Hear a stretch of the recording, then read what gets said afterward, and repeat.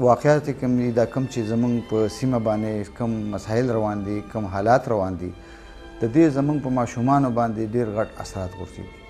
د هغوی په صحت باندې خو یو طرف ته کا بلکې زمونږ د دې علاقې په ډیولپمنټ باندې او زمونږ نیکسټ جنریشن چې کوم دی جوړېدو کې ډېر اثرات غورځوي زمونږ ماشومان کومه دغه واقعه چې کوم تاسو سپیسیفیک یادوئ دغه سپیسیفیک خاص واقعه او د دې سره نورې واقعې چې دي چې موږ دا ټولې واقعې را یوځای کړو نو زمونږ ماشومان د سکولونو نه ویرېدل زمونږ ماشومان سکولونو ته نه ځي زمونږ ماشومان په کور کې په یوازې کمره کې نه وده کېږي یریږي د هغې د وجې نه د هغوی په تعلیم باندې ډېر اثر پرېوت د هغوی په نیوټریشن لیول باندې هغوی چې کوم دی بازار ته نشي وتی بهر نشي وتی که تی پارک ته ځان سره بوځي نه ځي د هغوی ډیولپمنټ باندې ډېر اثر پرېوت نو د دې شي زمونږ په ټوله معاشره باندې که نن زمونږ صرف دوی باندې سایکولوجیکل افیکټ دی د نیوټریشن افیکټ دی د لوبو افیکټ دی اثرات دي خو سبا په دې باندې چې کوم دی زمونږ په ټول ملک زمونږ په جنریشنز کې چې کوم دی یو ډېره غټه خلا جوړېږي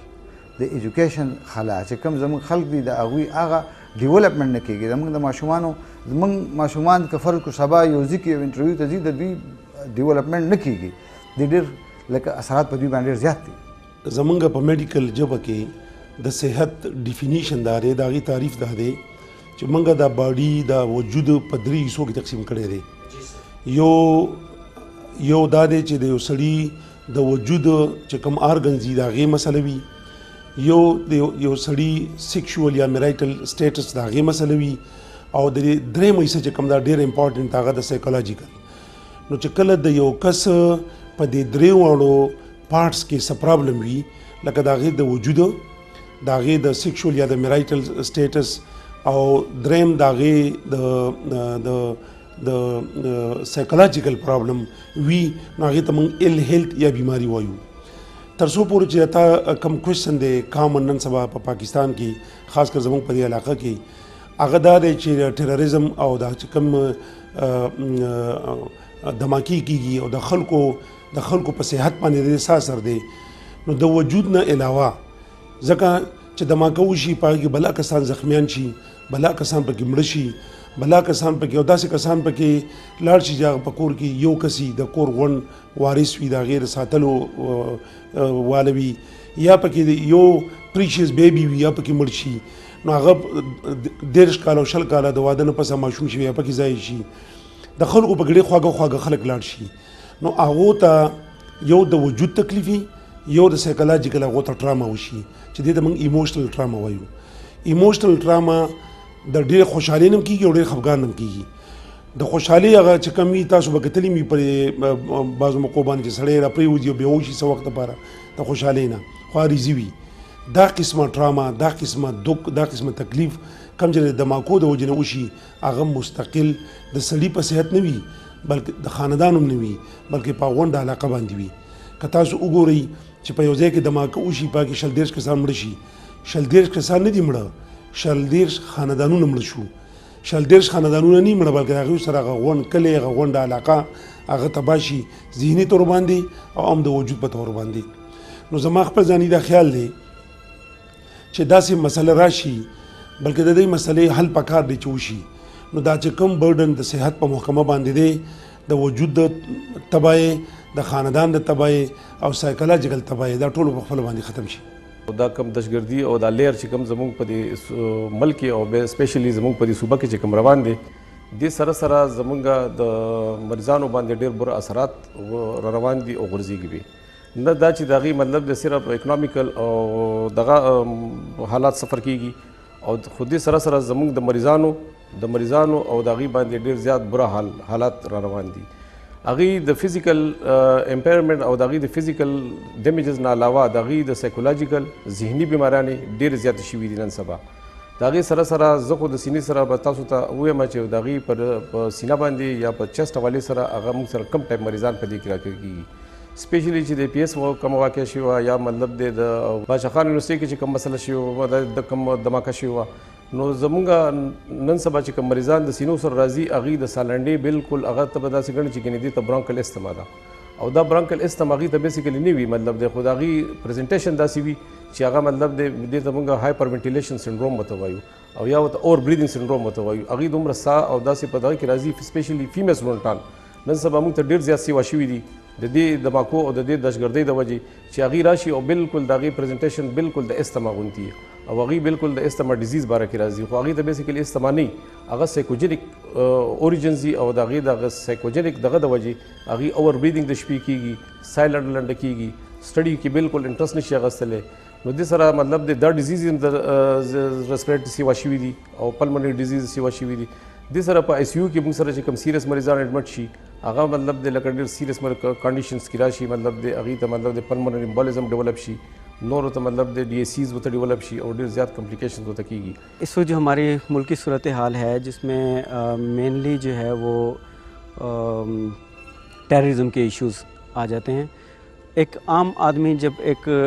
हम आम आदमी के पर्सपेक्टिव से बात करते हैं तो एक आम आदमी उसको सिक्योरिटी का सबसे पहला इशू है और सिक्योरिटी का इशू क्या है कि उसको ये नहीं पता कि वो घर से निकल रहा है वापस आएगा तो वो वापस आएगा भी या नहीं आएगा। अब डेली एक्टिविटीज़ हैं उसमें हम बहुत मोहतात हो गए हैं। हमने अपने बच्चों को घर से निकालना छोड़ दिया। घर से जाएं, बाहर जाएं, गली में जाएं, खेलें। जो हमने अपना बचपन गुजारा था, हमारे बच्चे उस बचपन से महरूम हैं। बहुत सी चीज़ें वो जो हमने सीखी थी खेल कूद में, मैदानों में, वो नहीं सीख पाते हैं। वो एक कंप्यूटर की स्क्रीन के सामने उनको बिठा देते हैं किस चीज़ के नाम पे कि सिक्योरिटी रिस्क्स हैं, बाहर जाएंगे कोई पता नहीं है क्या इशू हो क्या नहीं हो। ये सारी चीज़ें आप देखें कि ये हमारे रूटीन को हमारी चेंज करके रख दिया। हमारी फ़िज़िकल एक्टिविटीज़ बिल्कुल ख़त्म हो गई हैं। हमारी जो कंटिन्यूस एक थ्रेट है आम आदमी के ऊपर, आम आदमी का इशू सबसे पहला इशू तो होता है जो किसी भी मुल्क में वो उसका सर्वाइवल होता है। हम सर्वाइवल से भी और आगे चले गए हैं कि हम सर्वाइवल तो उस वक्त आता है कि जब आपको थ्रेट नहीं होता है। हम थ्रेट से अपने आप को सेव करने की कोशिश में सबसे पहले। उसके जो साइकोलॉजिकल इश्यूज़ हैं हमारे ऊपर, साइकोलॉजिकल इश्यूज़ बेइंतहा हो रहे हैं। उसमें क्या क्या हो रहा है, आम आदमी नफ्सियाती बीमारियां जो उसमें बढ़ रही हैं। डिप्रेशन और एंग्जाइटी बहुत कॉमन हो गया है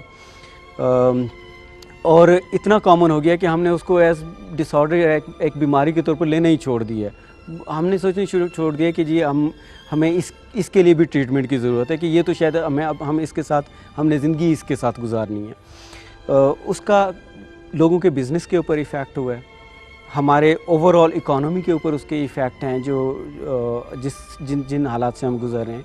कोई बंदा कोई नया बिज़नेस कहीं पे एस्टेब्लिश करने के लिए उसको बहुत चीज़ें सोच समझ के उसके कदम उठाने पड़ते हैं बहुत से। ये एक जनरल पर्सपेक्टिव से जिस पे आपको बहुत सी जो है वो जनरल पब्लिक भी आपको बहुत सी ओपिनियन अपने प्रॉब्लम ज़्यादा बेहतर बता सकती है। मैं एक इंसानी जो साइकी है उसके रेफरेंस से ज़्यादा मैं बात करना चाहूँगा कि साइकोलॉजिकली हमारे ऊपर इसके क्या इफ़ेक्ट हुए हैं। हमारे जो मैंने आपको बताया कि जी हमारे जो बच्चे हैं उनकी नॉर्मल डेवलपमेंट नहीं हो रही है, वो रिस्क सिचुएशन में पल रहे हैं। हम उनके जहन में ये बिठा रहे हैं कि तुम बाहर निकलोगे तो बाहर बहुत ख़तरा है, कुछ भी हो सकता है। तो ये चीज़ उनके जहन को क्या बना रही है। हम अपनी नई नस्ल को तहफ़्फ़ुज़ नहीं दे सकते हैं और हम उनके सिर्फ एक तो फ़िज़िकल तहफ़्फ़ुज़ नहीं देने में कामयाब नहीं हो सकते हैं, हो पा रहे हैं। दूसरा, हम उनके माइंड में थ्रेट का एलिमेंट खौफ बिठा रहे हैं। वो खौफ जो उनकी शख्सियत को मुतासिर कर रहा है, जो वो कल को एक प्रोफेशनली को बहुत स्ट्रॉन्ग किसी भी किस्म के फील्ड में अपनी आपको जो कि बना सकते हैं, किसी भी फील्ड में अपने आप को प्रूव कर सकते हैं। ये खौफ, उनकी शख्सियत का जो खौफ है, ये उनको इस कंप्लीशन से रोकेगा।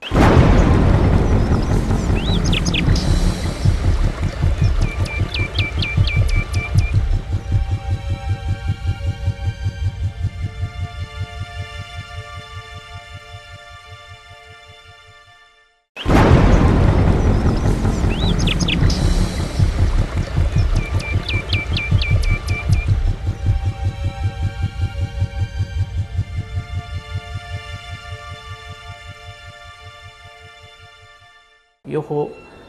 वक्ती बीमारियां रशी यो लॉन्ग रन के दगा इफेक्ट्स भी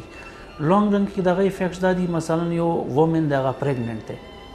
और अगर दा सर्कमस्टांसेस की दा अगर हार्मोनल चिकम दगा भी स्ट्रेस वाजिना हार्मोनल चेंजेस रजिया की د هغه بیا ماشوم چې کوم پیدا شي نو ماشوم باندې د هغه هارمونل چینجز او د هغه سټرس خپل دغه اثرات وي. مثلا اوټیزم طرف ته ډېر خلک لاړ شي، ډېر یو بیماری د ADHD طرف ته ډېر خلک راشي، ډېر خلک سکیزوفرینیا طرف ته لاړ شي. ډېرو ماشومانو ته دا وي چې ان اټینشن وي، هغه کنسنټریشن لیول ډېر کم وي، فیرفولنس ډېر زیات وي. او ایون پریګننسي دوران کې مدرز یو خو د پریګننسي خپل یو سټرس وي، خپل یو داسې پروسس وي چې هغه په خپله ډېر سټرسفل یو دغه وي. مدر سره دا خیال وي ما ماشوم به څنګه پیدا شي، اب نارمل پیدا نه شي، داسې نور داسې دغه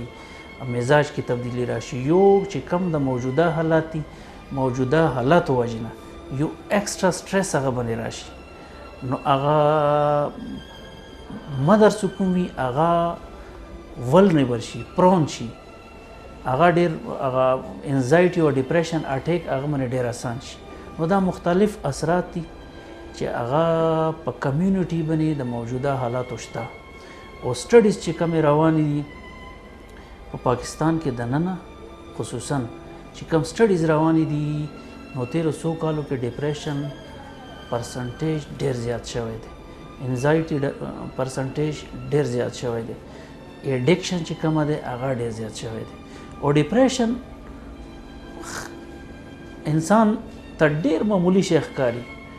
خو د یو سټډیز مطابق د ډیسیبلیټي د معذورتیا په دنیا کې دریمه وجه ټولو نه غټه تھرډ موسٹ کاز هغه ډپریشن دی. یو انسان به ټیک ټاک وي، کار به نشي کوی، یو انسان به ټیک ټاک وي، چا سره مجلس کې نشي کېناستی، یو انسان به ټیک ټاک وي، خو د هغه سټډیز کې، د هغه اکیډمیک لایف کې، د هغه سوشل لایف کې، د هغه پروفیشنل لایف کې، د هغه میریټل لایف کې ښکاره به د هغه ګراف لاندې را روان وي. دماکه چې کم ده نو د هغې اثر په غوږ په دوه طریقو باندې کېږي. یو خو دا ده چې د اواز د دې غوږ کې خدای پاک داسې یو میکانیزم ایښی دی چې دی د یو خاص اوازه پورې پروټیکټ کولی شي مونږه. لکه څه د دې خپل د دې اواز خپل یو دغه دی یو پیمانه ده چې هغې ته مونږ ډیسیبل وایو. نو دا د 120 ډیسیبل پورې خو مونږ بچ کوي، په دې غوږ کې خدای پاک داسې سیسټم اچولی. خو چې د دې نه کله اواز سیوا شي نو سیسټم فلاپ شي، لکه څنګه د ګاډي بریکونه دي هغه د یو خاص هغه نه پس فیل شي. او دغسې نو د دغې اواز د اثر په وجه په دې غوږ کې د اورېدو او د بیلنس سیسټم دی. نو دا دواړه سیسټم د دې اواز سره د دې کې واړه واړه نري نري رګونه دي یا هیر سیلز ورته موږ وایو، هغه د دې سره ډیمیج کېږي. د هغې په وجه په د دې د شور په وجه چې کله هغه ډیمیج شي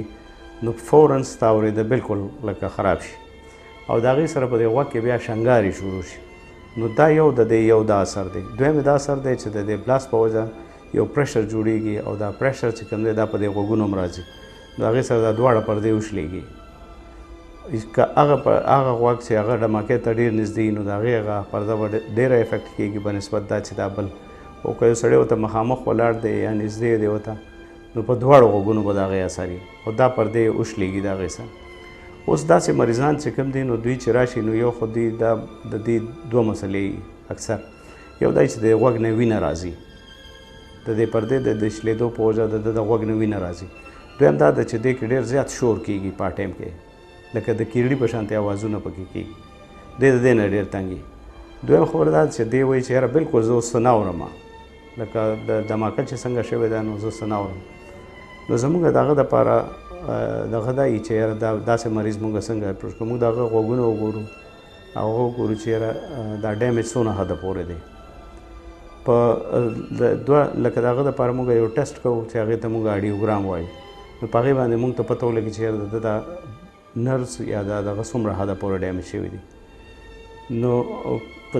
داسې مریضانو له دا پکار وي چې یاره یو خو دا ده چې دوی چېرته په غوږ کې دوایي وانهچوي او یو بیا د اوبو نه ساتي. د بم بلاست په مریضانو کې دوه ټایپ مریضان راځي، یو داسې معمولي غونته کې انجرډ وي او یو سیریس انجرډ وي. خو کله چې داسې هیوي بلاست وشي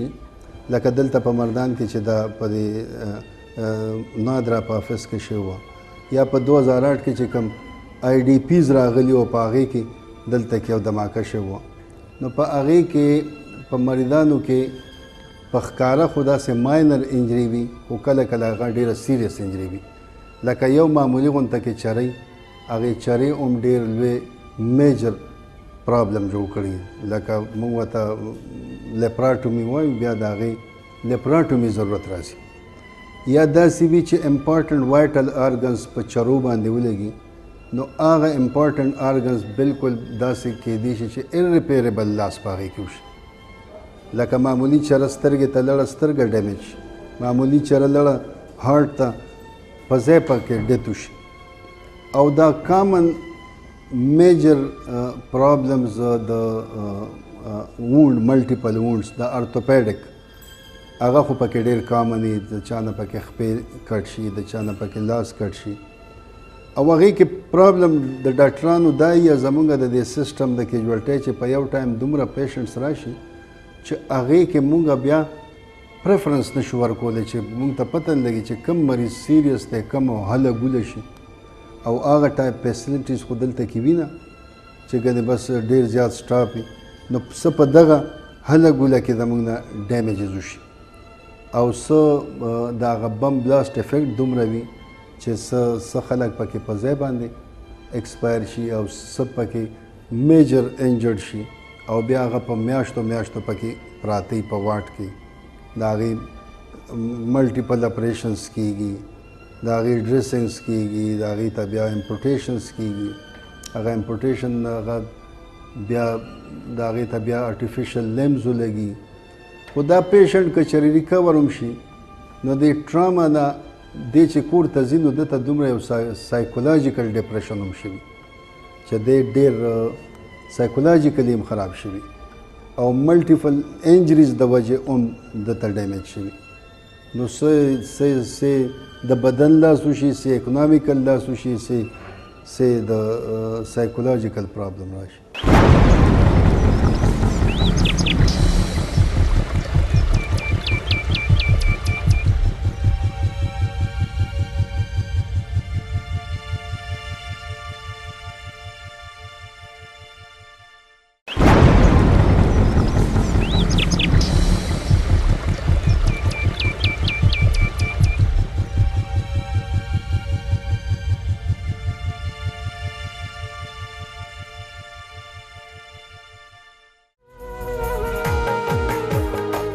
چنارونو سره لمبې اوختې د پښتونخوا چغې سورې اوختې پس خطا مو په ګولو ته اولې دا ولې مونږ په توغندو ته اولې مخ په دې تور وې په ما شر ظالما جوړوي سلا دلته شر ظالما څوک په ښارونو څوک په غر جړوي تا خو د ظلم انتها کړې ده تا چې زمونږ په سر سودا کړې ده زمونږ ښکلې پېښور نه لاړ شه خپې به دې ماتې کړم خیبر نه لاړ شه زما واړه ماشومان څوک جړوي دا په سپین سر مشران څوک جړوي په خوله دې نه کړو مرور جړوي په بل وطن کې مسافر جړوي ته چې د ګل په شان خیبر جړوي जनरली जब हम बात करते हैं अपनी पॉपुलेशन की तो हम सेंसलेस होते जा रहे हैं, सेंसिटिविटी हमारी कम होती जा रही है. हम आप देखें कि अगर आप आज से 25 साल 30 साल पहले की बात करते हैं तो कोई एक न्यूज़ हम सुनते थे कि जी फ़लाँ इंडिविजुअल की डेथ हो गई है, फ़लाँ इवेंट हो गया, फ़लाँ हादसा हो गया, कोई एक आध ऐसी न्यूज़ सुन के हम उदास हो जाते थे, हमारे ऊपर एक बड़ा इफ़ेक्ट होता था. अब हम इतने डिसेंसिटाइज हो चुके हैं कि क्योंकि आए दिन हर वक्त कोई ना कोई हम न्यूज़ सुनते ही रहते हैं. हो सकता है कोई लम्हा ऐसा हो कि जिसमें हमने ये ना सुना हो कि जी कहीं पे कुछ नहीं हुआ है. हर वक्त कोई ना कोई इशू, कोई ना कोई प्रॉब्लम चल रहा होता है. हम इन सारी चीज़ों को सुनते सुनते इस हद तक डिसेंसिटाइज हो चुके हैं कि हम कहते हैं अच्छा फ़लाँ जगह पे इशू हुआ है, चलो हमारे पास तो नहीं हुआ, हम तो सेफ़ बैठे हुए हैं. हम उस वक्त तक अपने आप को इस पर्टिकुलर इश्यूज़ के बारे में सोचते ही नहीं हैं या अपने आप को लाताल्लुक़ कर लेते हैं बिल्कुल, जब तक कि हमें ये नहीं पता चलता कि हम खुद ख़तरे में हैं। और जब ये पता चलता है कि हम खुद ख़तरे में, तो फिर वो सारे इश्यूज़ हमें याद आना शुरू हो जाते हैं और फिर सारी चीज़ें हमें फील करना शुरू हो जाते हैं कि यार हम किस मुल्क में रह रहे हैं, हमें तो मुल्क छोड़ देना चाहिए, हमें तो हम फिर हर चीज़ को जो है वो गलत नज़रिए से देखना शुरू कर देते हैं। हालांकि जो सिचुएशन है वो उसमें फ़ॉल्ट उसमें हमारा भी नहीं है, उसमें public is being affected, public का फ़ॉल्ट नहीं है।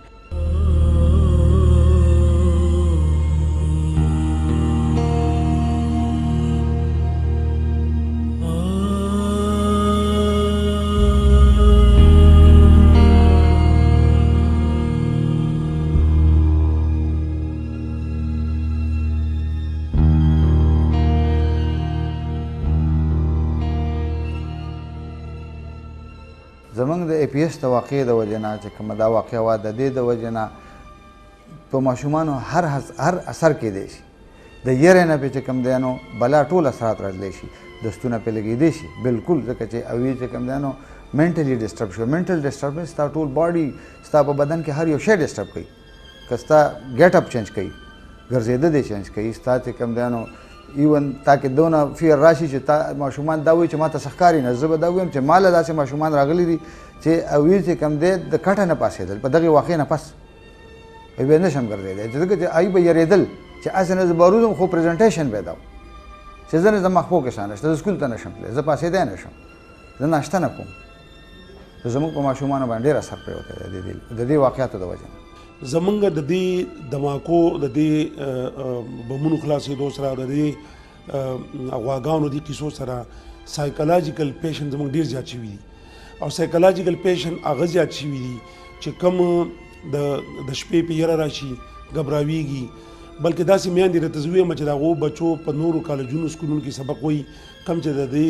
ایریا نه بهر وي. زه به تا ته د مردان خبره وکړم، د مردان هغه میندې خویندې وروڼه چې د هغو بچي په کیډټ کالج کوهاټ کې یا په حسن ابدال کې یا په نورو کالجونو کې چې کم د مردان نه بهر دي پېښور کې سبق وایي، هغه دومره د ګبراهټ شکار دي چې هغه راشي چې دا به څه کېږي، ځکه چې دا یوه واقعه د APS شوې ده، نو د هغې نه پس ډېره زیات په خلکو کې هغه یره او ټینشن او ډیپریشن او ټینشن پیدا شوی دی. د دې سره د هغې د یوازې د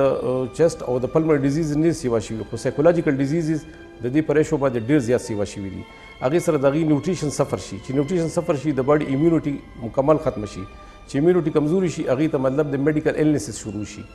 هغې سره د TB یو بیماری ده چې مطلب دی لکه دا په دې ډیزیز کې ډېر زیات مطلب دی د TB د جراثیم په هر موجود بدن کې موجود دي،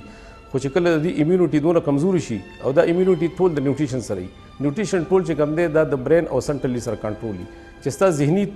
ډیزیز شو دغه شي ستا نیوټریشن مکمل ختم شي. نیوټریشن دې ختم شو نو د دې دماکو د دې سایکولوژیکل د دې دغه دا افیکټډ ډېر سیوا دي. فزیکل امپیرمنټس او دا فزیکل ډیزیزز خو مطلب د چې کوم سرجیکل ټراما وشي هغه په خپل ځای باندې چې هغه معذوره شي هغه دغه شي، خو چې کوم معذوره نه شي د هغې ټوله فیملی او هغه ټول چې کوم دی سایکولوژیکلی دونه ډپریس شي چې د هغې نیوټریشن مکمل ډیفیشنټ شي او د هغې امیونټي مکمل کمپرومایز شي،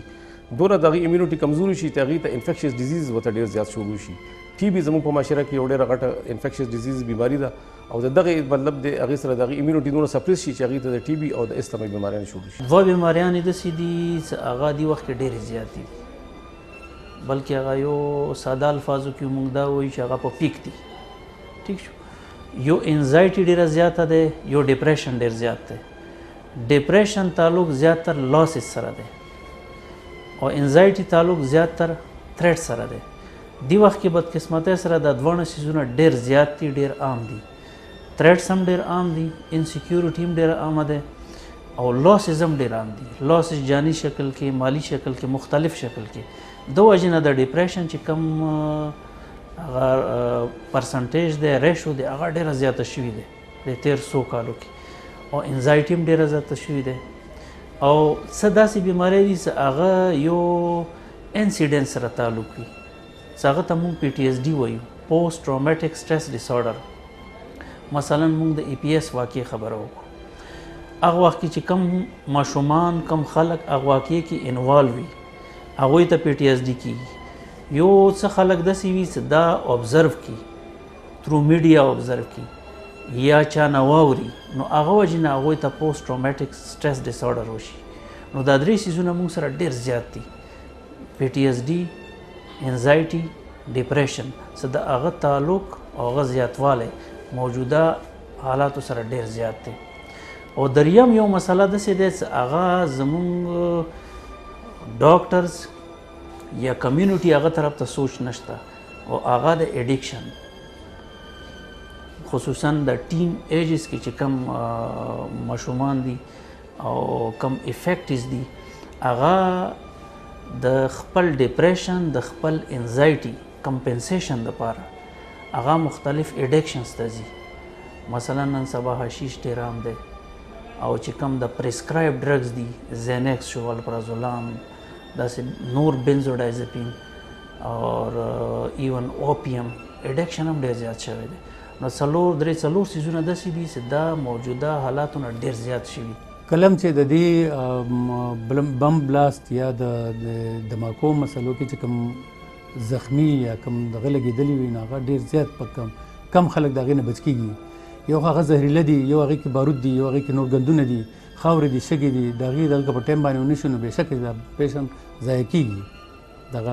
مړ کېږي. او که چېرته په دغه حالاتو کې دغه ته سمیله ونه شي نو خامخا به مري او امپوټیشن راځي. نو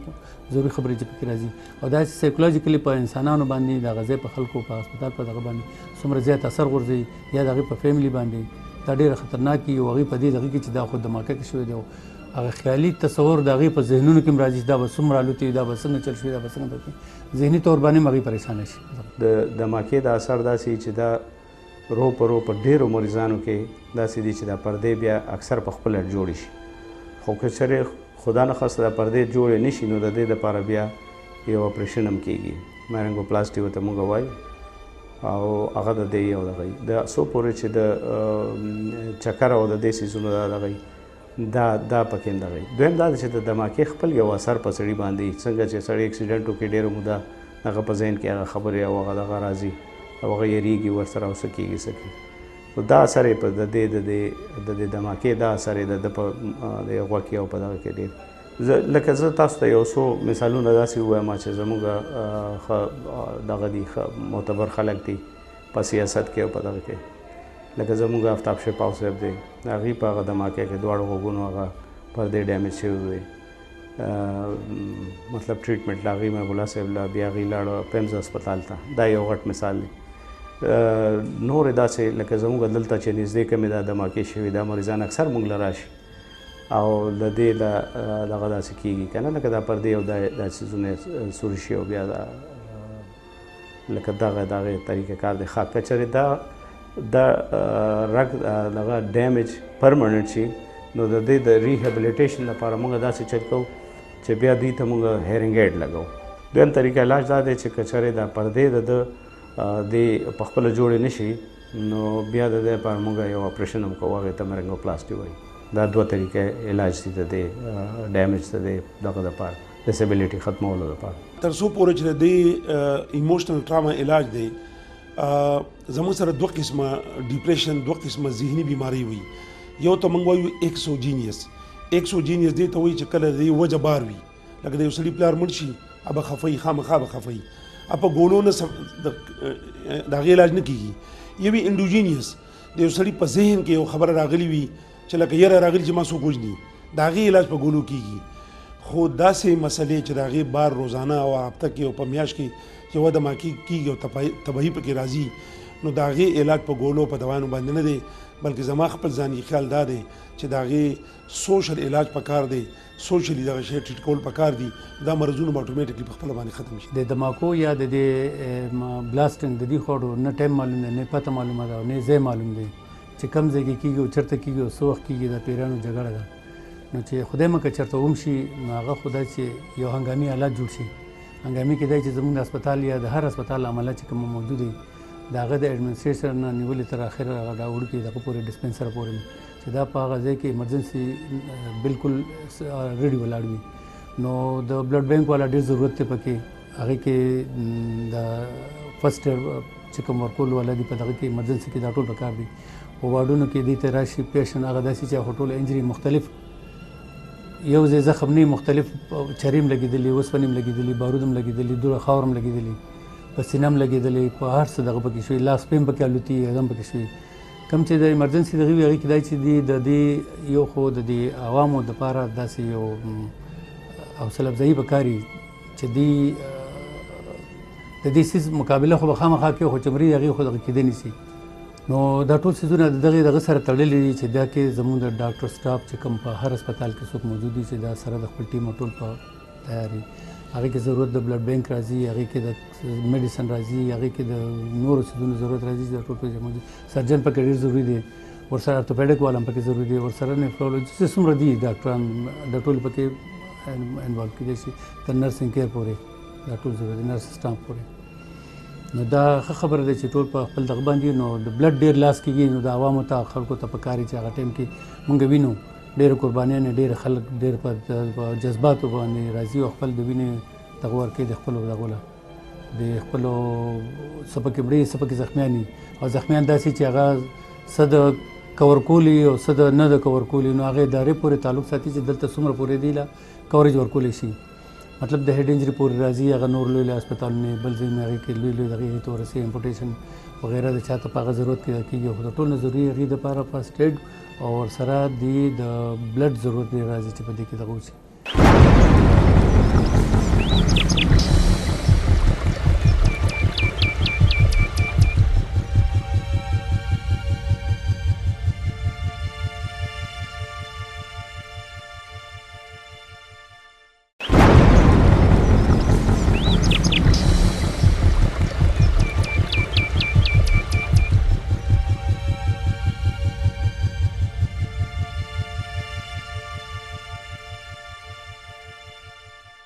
ټیرورزم وجنه چې کم پیشنټس دي نو د هغوی سمپل ورډس کې زه دا وایم چې هغه هر څه ډبل شوي دي لکه مخکې پاکستان کې ډپریشن 1% و نو اوس مور دین 20% شو که مخکې انزایټي 1% و نو اوس مور دین 20% شوه او د ټریټمنټ دا دی چې موږ سره 3 لیولز دي یو د مایلډ یو د موډریټ یو د سیویر چې کوم مایلډ کیسز دي هغوی که صرف کاونسلینګ وشي نو هغه بغیر میډیسن ټیک کېږي یو موډریټ او سیویر کیسز دي موږ سره موډریټ او سیویر کې بیا موږ دواړه څیزونه ضروري دي کاونسلینګ هم ضروري دی سایکوتھراپیز هم ضروري دي او میډیکیشن هم ضروري دی څه څیزونه داسې وي چې هغه کې کاونسلینګ بیا ډېر رول دی مثلا لکه اوس غټه واقعه وشي باچا خان یونیورسټۍ کې کومه واقعه شي او یا ای پی ایس کې کومه واقعه شي او داسې غټ واقعات وشي نو هغه کې کم کیسز پی ټي ایس ډي والا موږ ته راځي پوسټ ټراوماټیک سټریس ډسارډر والا هغه هولي سولي زموږ کوشش دا وي چې کم بوکش ګایډ لاینز دي کم سټډیز دي کم زموږ پرسنل ایکسپیرینس دی کلینیکل ایکسپیرینس دی نو هغه موږ ټوټلی په کاونسلینګ باندې دغه کوو داغه پیشنټس چې کوم دي هغوی هم کاونسلینګ سایکوتھراپیز کوو او کم فیملی ممبرز دي د هغوی هم کاونسلینګ سایکوتھراپیز کوو نو څه څیزونه داسې دي چې هغه کې موږ میډیکیشن کوو څه څیزونه داسې دي چې هغه کې موږ هولي سولي هغه کې موږ کاونسلینګ کوو او څه بیماریانې داسې دي چې سیویریټي زیاته وي هغه کې موږ بیا مینجمنټ کې دواړه څیزونه راولو इसका जो सबसे स्ट्रॉन्ग साइकोलॉजिकल इफ़ेक्ट है हमारे ऊपर वो हमारी जो शख्सियत है उसके ऊपर है हम क्योंकि हम इनसिक्योरिटीज़ के इश्यूज़ जो है उसमें रह रहे हैं तो सबसे जो इसका एक एविडेंस हमें नज़र आता है वही आता है कि जी हम कोशिश करते हैं जैसे ही हमें मौका मिलता है हम कोशिश करते हैं यार इस मुल्क से भागने की कोशिश करें we can actually contribute something हम इस चीज़ को ख़त्म कर सकते हैं हम इस चीज़ में कमी लाने की कोशिश कर सकते हैं लेकिन हम में से जो भी थोड़ा बहुत अपने आप को एस्टैब्लिश समझते हैं उसकी ख्वाहिश ये होती है कि यार इस जगह पे ख़तरा है इस ख़तरे से निकलने की कोशिश करें तो वो लोग जो इसको बचा सकते हैं उसका रिवर्स इफ़ेक्ट ये हो रहा है कि वो निकल रहे हैं तो ख़तरा और जो कम होने की बजाय वो उसका इफ़ेक्ट और ज़्यादा बढ़ रहा है په فرست ایډ کې چې موږ سره دي کې مریضان راشي سپیشلی چې موږ په پېنی کې دا ټراما یا داسې بم بلاست وشي دا موږ فیس کوو نو دې کې خو زیاتره پینیک پکې ډېر زیات وي د مطلب دی هغه پینیک کې مطلب دی لکه مونږ د ستاسو په بیا باندې عوام ته هم دا دغه وایو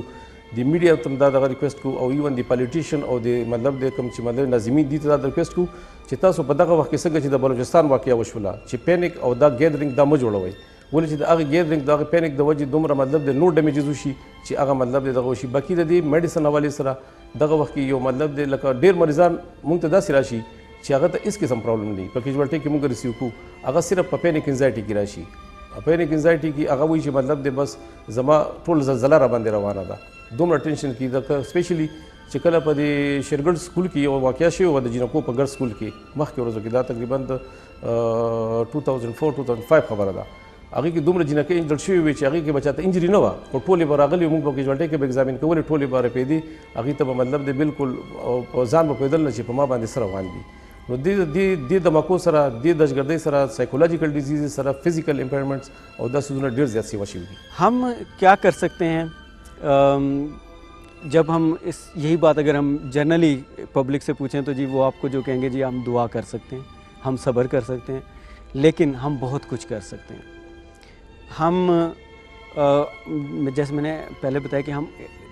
एक तो डिसेंसिटाइज हो चुके हैं हम अपने आप को सेंसिटिव अगर थोड़ा बना लें हम अगर फील करना शुरू करें अगर हमें पता चला है कि जी आज पेशावर में कुछ हुआ है हम यहाँ पे बैठे उसको फील करें उस दुख को फील करें जो वहाँ पे लोग इफ़ेक्ट हुए हैं वो फील करें हम उनके लिए ज़्यादा हेल्पफुल हो सकते हैं हम अपने इर्द गिर्द नज़र रख सकते हैं हम ज़्यादा अटेंटिव हो सकते हैं इन चीज़ों के बारे में हम किसी चीज़ को कैजुअल ना लें हम बहुत सी चीज़ें हैं जो हम कर सकते हैं بالکل د دې ډیر غټ اثر دی په بدن باندې او هغه ځکه دی چې تاسو ته موي بلکې ساده پښتو کې به تزوی مدا دا زمونږ لاشعور چې کوم دی سایکولوژیکل پرابلم دا د انسان جوړي لکه زبرت وي یو ماشوم دی هغه خلکو مخ کې امتیاز کوي غټه نه کوي غټه ولې نه کوي زمونږ سوسایټي موږ تداخلي چې د خلکو مخ کې امتیاز کول دا غلط کار دی اوس زمونږ لاشعور چې ډیسټرب شي زمونږ دماغ چې شیټر شي زمونږ سایکولوژیکل شاته چې کوم بیک ګراوند دی هغه ډیسټرب شي داسې حادثونه چې کوم دا ایموشنل ټراما ده دا اغواګانې دي دماکي دي نو د دې په ټول بدن باندې اثر وي داسې مریضان خوراک پرېږدي داسې مریضان کمزوري شي دا په کټ باندې شي هغو باندې یره ګبراهټ ټینشن راشي د هغې سره یو مور په ټینشن کې مبتلا وي نو ته سوچو که د هغې سره د هغې خاوند د هغې سره د هغې بچي बल्कि 10-12 कसान दिए वो फैमिली टोल डिस्टर्ब भी सबसे पहली चीज़ जो है वो अपने आप को डिसेंसिटाइजेशन अपनी ख़त्म करना है ताकि हमें पता चले कि हम सिर्फ उस वक्त ही ना जागें जब हमारे साथ कुछ हो हम अपने लोगों के फीलिंग्स को भी हम खुद भी महसूस करें दूसरी चीज़ जो है वो ये है कि इसके एक इफ़ेक्ट ये हुआ है कि जी हम रिज़िलियंट भी हो गए हैं रिज़िलियंट मीन्स कि अब हम छोटी तकलीफ़ को तकलीफ़ नहीं समझते हैं जैसे कि अगर जैसे मैंने आपको बताया कि हम एक दिन हमने एक चीज़ देखी है एक प्रॉब्लम हुआ है एक डिज़ास्टर हुआ है कहीं पे धमाका हुआ है और हमने सुना कि जी इतने लोग मारे गए इतने लोग ज़ख्मी हो गए हमने थोड़ी देर तक तो उसका इफ़ेक्ट हमें फ़ील हुआ लेकिन उसके बाद हमने अपने नॉर्मल रूटीन में आ गए तो वो इफ़ेक्ट फ़ील होना अपनी जगह पे हमें मुतासिर कर रहा है और उसका साइकोलॉजिकल इफ़ेक्ट है हमारे ऊपर हमारा जो हमारी अपनी परफॉर्मेंस जो है वो कम होती है हमारी जो रिलेशनशिप्स हैं with people and with community and with family वो मुतासिर हो रहे होते हैं हम अपने फैमिली के लिए ज़्यादा कंसर्न्ड हो जाते हैं लेकिन इसके साथ साथ इसका जो एक रेमेडी जिसको हम कह लें कि हमें अपने पोटेंशियल्स को इंक्रीज़ करना चाहिए वो हम किस तरह से इंक्रीज़ कर सकते हैं कि हम जो साइकोलॉजिकल इंटरवेंशंस हैं अगर उनके ऊपर भी थोड़ा फोकस करें हम जो साइकोलॉजिस्ट कम्युनिटी है वो इसमें जनरल पब्लिक के लिए कुछ प्लानिंग कर सकती है बेसिकली ऐसी एक्टिविटीज़ जो है हम प्लान कर सकते हैं मिसाल के तौर पे हमारी जो स्कूल्स के बच्चे हैं स्कूलों में बच्चे जो जिनके अंदर रिस्क खौफ का एलिमेंट हमने बिठा दिया है उनके लिए हम एक्टिविटीज़ प्लान कर सकते हैं जो उनके निसाब का हिस्सा बना दी जाएँ जो उनकी इवन प्ले का हिस्सा बन सकती हैं उनकी स्कूल की रूटीन की जो करिकुलम है उसका हिस्सा बनाई जा सकती हैं ऐसी एक्टिविटीज़ जो उनके अंदर से ये डर निकाल दें और जब ये डर उनके अंदर से निकल जाएगा तो एटलीस्ट जो हम मिनिमम कर सकते हैं वो ये कि हो सकते हम इस रिस्क को तो शायद कम नहीं कर सकते हैं एज साइकोलॉजिस्ट में बात करूँ, लेकिन हम इंडिविजुअल की कैपेसिटी इंक्रीज़ कर सकते हैं कि वो इस रिस्क से कम इफ़ेक्ट हो।